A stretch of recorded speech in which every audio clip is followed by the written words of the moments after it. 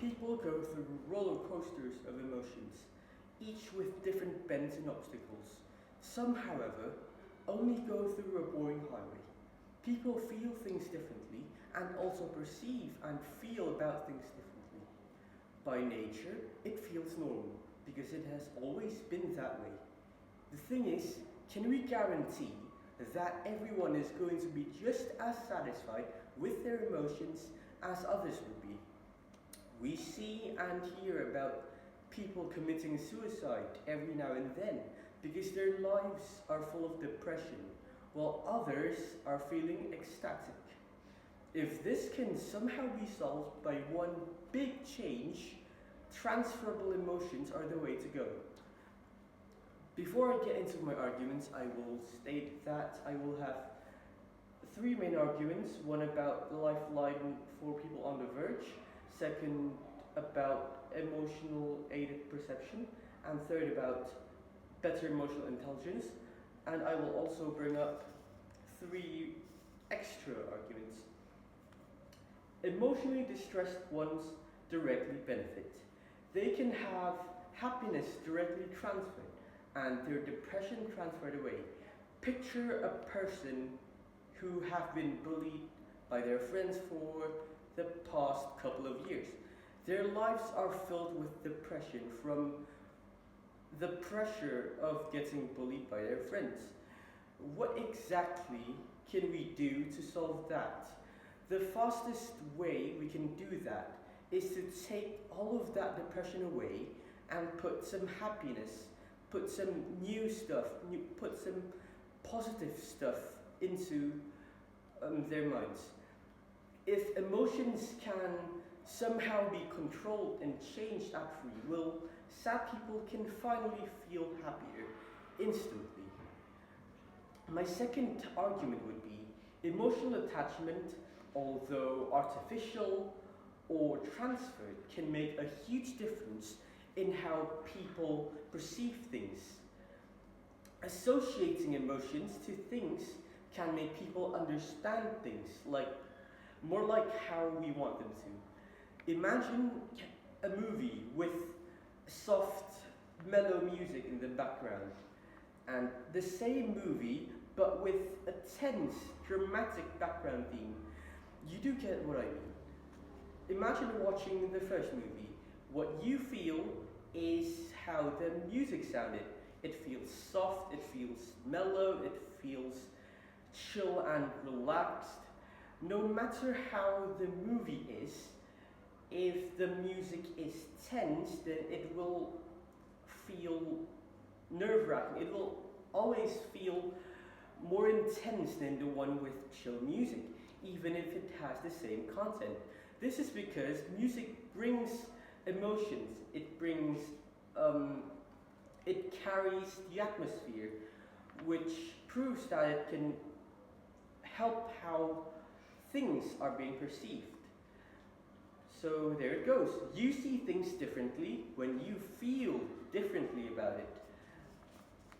My last main argument would be relatability, understanding, and emotional solidarity can be greatly improved. People can feel more similarly to others in general. When people understand what you're going through, they value you more.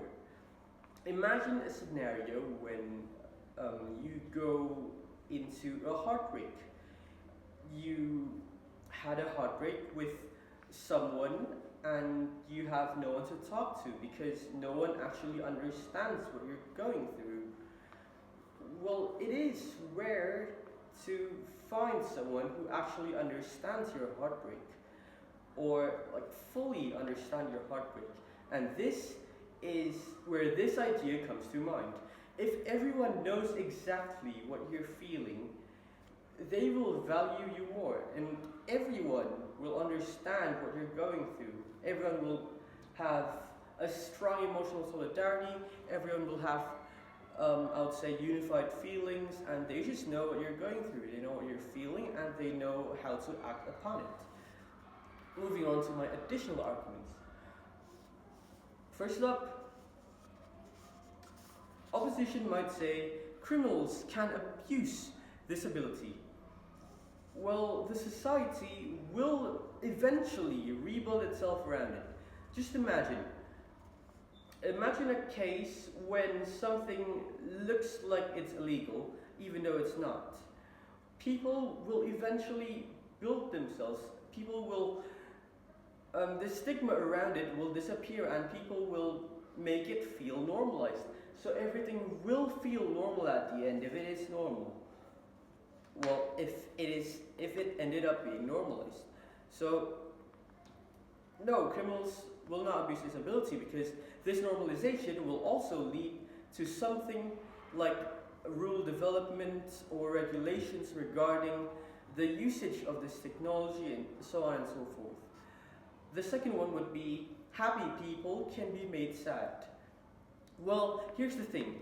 Even if we are seeking happiness, even if seeking happiness is your life motto, there are benefits of not being happy. When was the last time you learned something when you're feeling happy, actually?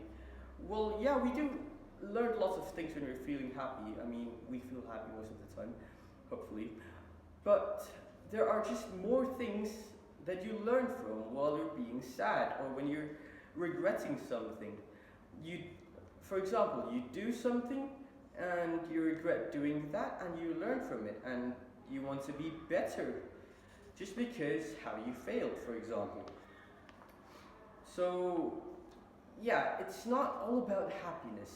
You need, say, sadness or regret to be a better person. My third point would be people would say the real world scenario is just better. The real world scenario with people feeling differently in context is just better.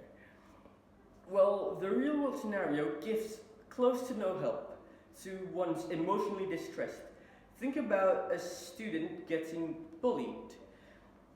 With emotional transfer, you can just transfer happiness to them and bam, they are now happy. They don't need extensive therapy and the depression just disappears, or you can just transfer them out of their body and they will just not be depressed anymore. They will no longer be depressed because you take the depression out of their body. So, to wrap up, having transferable emotions gives you lots of benefits. First is that it will give direct help to people who are distressed.